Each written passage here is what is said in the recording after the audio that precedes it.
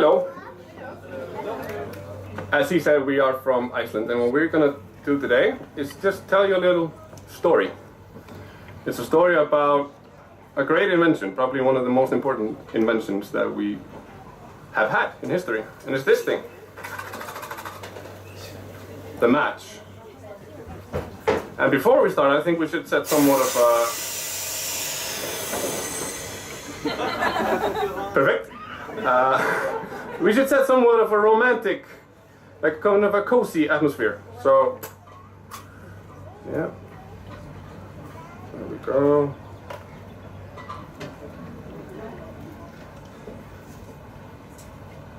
Perfect. Isn't it cozy now? Everybody feeling romantic? Great. These things are very handy. It makes creating fire so easy. It's so easy that we don't really think about it all that much. But how did we do it before we had this? How did we create fire when there was no matches? This is what we want to talk about today. And, well, I guess we have to do some experiments on stage now, on this table. So we might want to bring this like romantic, cozy atmosphere somewhere else, like to here, to my lovely friends Cuba and Fabrice. Here you go. I hope you have a wonderful time. So peace and joy. All right. Clear tape. You feel the love tonight. You feeling romantic yet? Perfect. Perfect. All right. When you have a fire going, it's quite easy to keep it going. You just add more fuel to the fire and it will burn. But the difficult part when you don't have matches or a lighter is that first little spark. Is that little moment of magic that you need just to get things started, get things going. And that's what we're going to do. We're going to make fire the old way. So here we have just branches that we pulled out of trees here in the park, which I hope is okay. We have a bunch of trees. This is more trees than we have in Iceland, by the way. And so we just pulled some branches, and then smaller branches, and even smaller branches. And what Brynja has in her hand there is the first thing that we could use to create fire. The thing with the orange thing on it, that's fire steel. And apparently it's the same in French, but probably with a weird accent. Fire steel?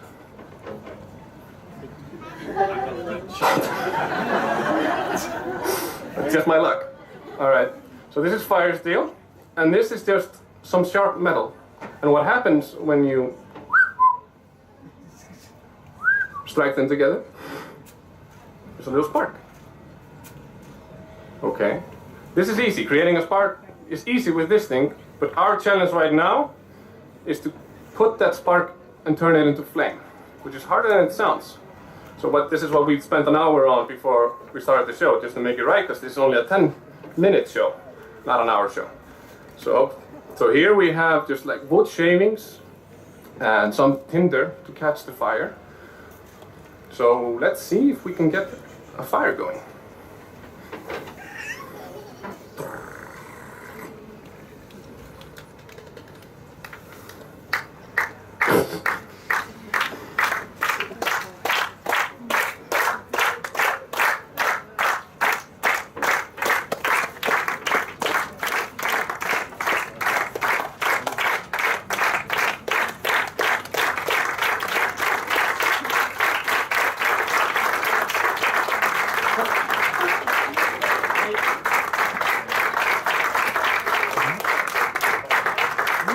Sometimes this can take up to an hour. For a 10-minute show, it's out. Yes. There we go. Look at this. And now that we have a small flame, she will pour that into our fireplace that we've made here, and hopefully we can keep it alive. Let's see. All right. There she's adding more branches to it.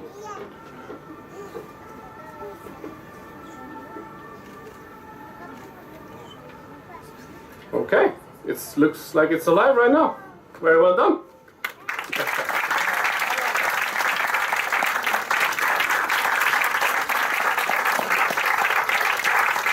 And so Brynja will just keep the fire going while we talk a little bit more. As you can see, this takes quite a bit of time, and what you didn't see earlier was the aforementioned hour that we spent on making it just right. So I was very happy when I saw the fire going. So it's going. It's a lot easier with this. This is the match. Allumette. Allumette. And it looks rather easy. You're just gonna rub things together and there's a spark. I could do this all day. I won't, but I could. The first matches that we know about in history are from 577, which is a long time ago. Apparently some Chinese women that were locked inside a castle during a war found a way to create matches and create fires again and again, because they were running out of fuel, so they couldn't keep their fires burning, so they found a way to create fire again and again. But then they lost the war, and no one has any idea how it did it. 1200 years later, in the 19th century, 1800 something, we finally realized how. But the first matches were very dangerous. Well, either they were very dangerous or shit. Because either they didn't work or they worked all too well. So, what they had to do is that they had to find red phosphorus and potassium chloride. Wait a minute, it's pretty. There's a reason why these matches are in a cucumber. It's because these are not safety matches. In English, this is actually called safety matches. I don't think it's safety something in French, not in Icelandic either. But it's called safety for a reason. I'll get to that soon. In this match, they put the red phosphor and the potassium chloride together. And when you rub them together, there's a lot of friction, there's a lot of heat, and then there's a spark. And so this is a match most of the cowboys were famous for, I guess. Because this match you can strike anywhere. And ruin your pants. See why the other ones are called safety matches? Yeah. There we go. And what's up? They kind of started realizing then that having these things together in the head of the match proved to be kind of dangerous, especially when someone told a good joke and you had your matches in your pants and you went, ah! Ah, shit. My pants are on fire. So someone had the amazing idea to separate the two. And what they first did is they took a normal match, which I have here, and they put the chloride on one end and the red potassium on the other. And what you do is you simply break the match, and hopefully this works. I made this myself. There we go.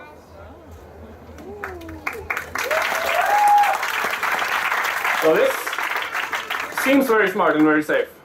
Until some people started taking up a match and then deciding, you know what? I don't need a match right now. I'm going to put it back. But putting it back the wrong way, so the two ends don't line up like this, they actually cross. And then when your good friend tells another joke and you want to laugh, you have a fire again. There go your pants. Again. So, we needed a new solution, a better solution. And there was a Swedish man who realized that you could take the potassium chloride, put it on the head of the match, and the red phosphor on the outside. That way they never meet, even if somebody tells a good joke. And so when they rub together, as you've seen before, they create a spark.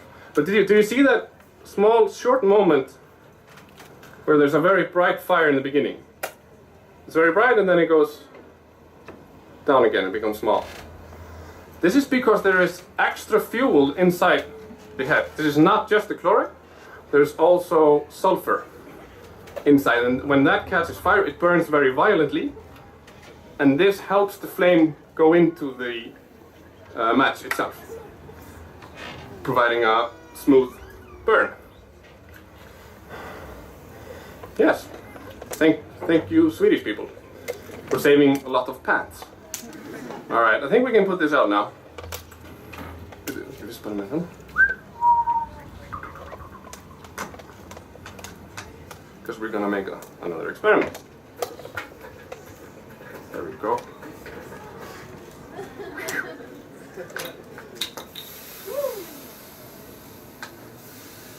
There we go. Beautiful.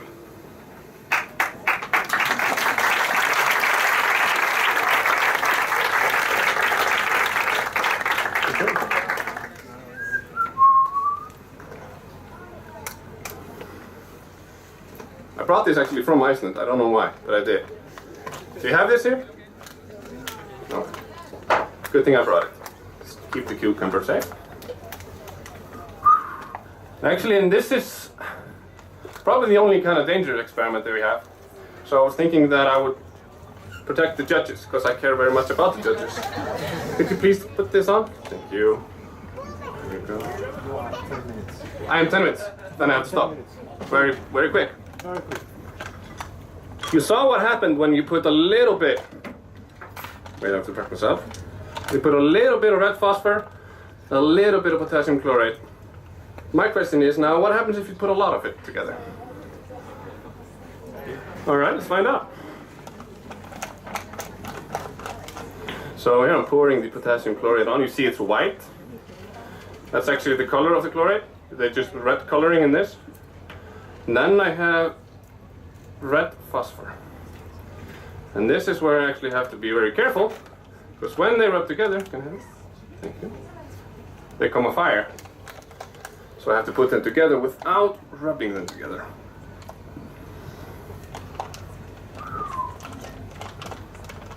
There we go. One more. And there. All right. We joined them together. Now we just have to find a way of rubbing them together. Any volunteers? No, I didn't think so. Let's clear this table. As you can see, Brynja is putting on a lot of protective things. So she has her glasses on, and we're gonna protect her ears as well. There we go. Is that okay, Brynja?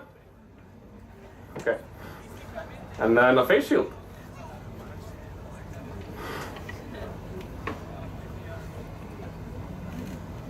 There we go. Looking safe.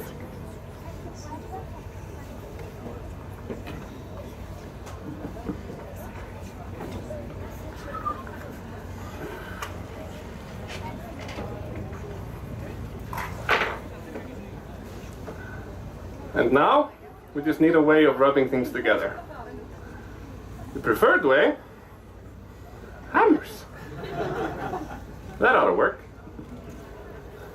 Here we go. You feeling safe? Yes, that's true. She has on protective pelters that protect your ears. You should also put on your ear protectors. All right. And when you're ready.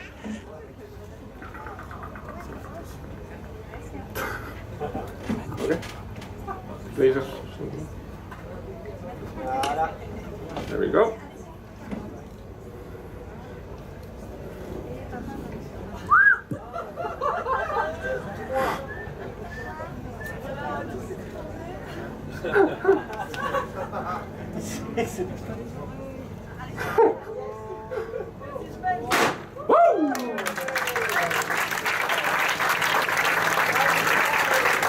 Thank you very much.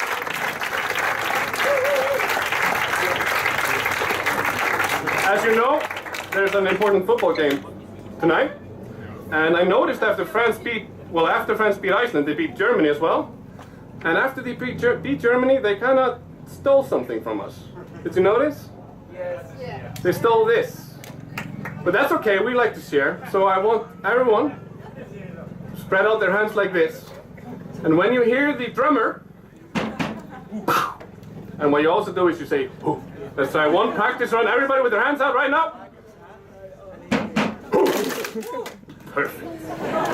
All right. Are we ready for this? Everybody hands out.